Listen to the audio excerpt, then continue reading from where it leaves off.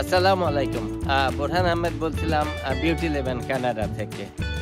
আজকে ওয়েদার অনেক সুন্দর। আজকে মার্চের 18 তারিখ। মার্চের 20 তারিখ থেকে এখানে স্প্রিং শুরু।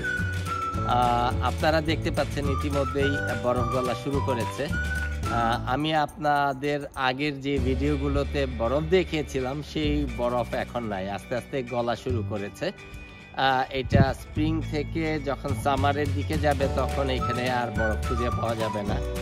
তো আজকে আমি আপনাদের দেখাতে চাচ্ছি কিভাবে স্প্রিং এর সময় বরফ যখন গলে যায় কিভাবে রাস্তা, আমাদের আসা যাওয়ার রাস্তাটা পরিষ্কার করে রাখতে হয়, সেটাই আজকে দেখানোর চেষ্টা করব।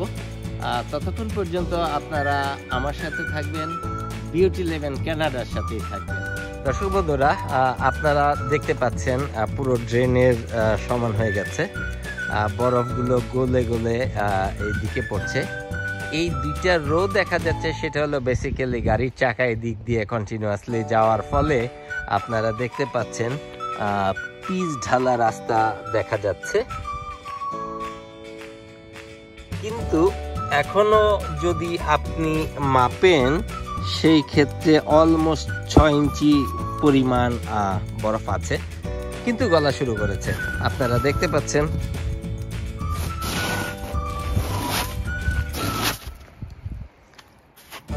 এবং এদিকে আপনি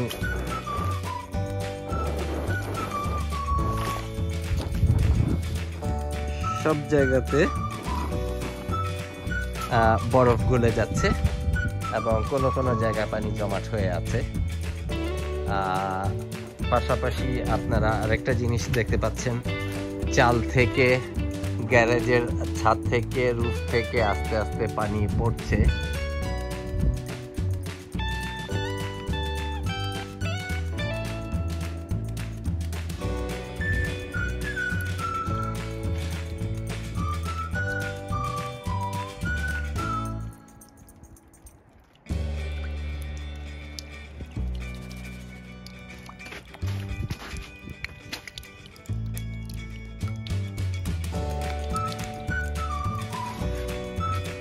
তো চলুন দেখা যাক রাস্তা এবং গ্যারেজের সামনের রাস্তা থেকে কিভাবে বরফ পরিষ্কার করে আমরা যাতায়াতের জন্য সুন্দর অবস্থান তৈরি করে রাখতে পারি।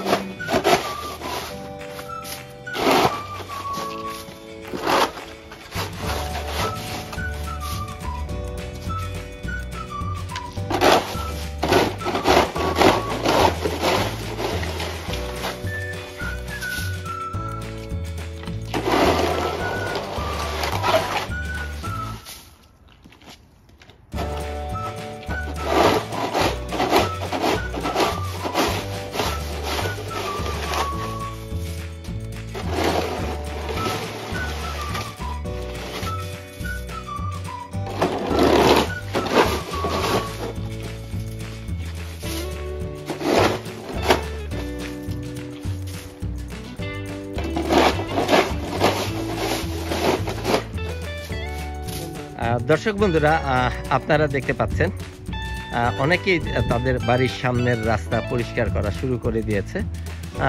এখানে 1, 2, 3, 4টা বাড়ি এখনো করেনি।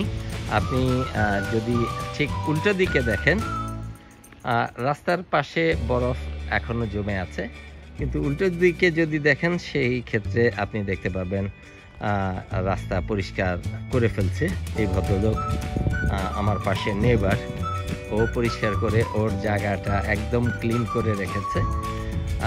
এই জায়গাটা আমার, আমি এই জায়গাটা পরিষ্কার করে ফেলবো আজকে শুরু করে দিয়েছি। আশা করি আপনারা আমার সাথে থাকবেন, বিউটি ইলেভেন কানাডার সাথে থেকে আমাকে সাপোর্ট করবেন।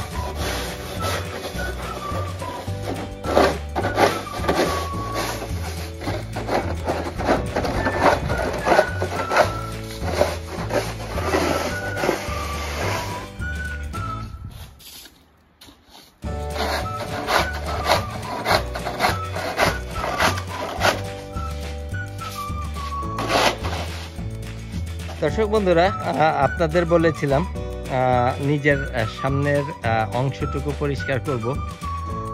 পরিষ্কার করেছি। আশা করি সবাই যার যার সামনের অবস্থান থেকে সামনের গ্যারেজের রাস্তা পরিষ্কার করে রাখবে, তাতে গাড়ি চলাচলে খুবই সুবিধা হবে। যদিও স্প্রিং আসন্ন, কিন্তু রাতে মাঝে মাঝে ঠান্ডা পড়ে যাবে। তো পানি এবং বরফ যেগুলো দেখছেন রাতের ঠান্ডাতে হয়তো আইস হয়ে যেতে পারে। তারপরেও আমরা আমাদের প্রিপারেশন রেখেছি যেন ঠিক মতো কাজ করতে পারি, আসা যাওয়া ঠিক মতো করতে পারি, গাড়ি যেন নির্বিঘ্নে এবং স্বাচ্ছন্দ্যে গ্যারেজে ঢোকাতে পারি, সেই জন্যেই এই প্রচেষ্টা। ফিরে এলাম, আবার একটু টায়ার্ড হয়ে গেছি, তারপরেও আপনাদের সাথে শেয়ার করতে পারছি। একটা রিকোয়েস্ট থাকবে আপনাদের কাছে, যারা এখনো বিউটি লিভেন কানাডা পরিবারে সংযুক্ত হননি, তাদের কাছে জোর রিকোয়েস্ট করছি সাবস্ক্রাইব করে আমাদের পাশে থাকবেন। আর যারা ইতিমধ্যে সাবস্ক্রাইব করে ফেলেছেন তাদেরকে অশেষ ধন্যবাদ। আশা করি ভবিষ্যতে আরও ভালো কিছু দেওয়ার চেষ্টা করব। ততক্ষণ পর্যন্ত আমাদের সাথেই থাকবেন, বিউটি লিভেন কানাডার সাথেই থাকবেন। ধন্যবাদ।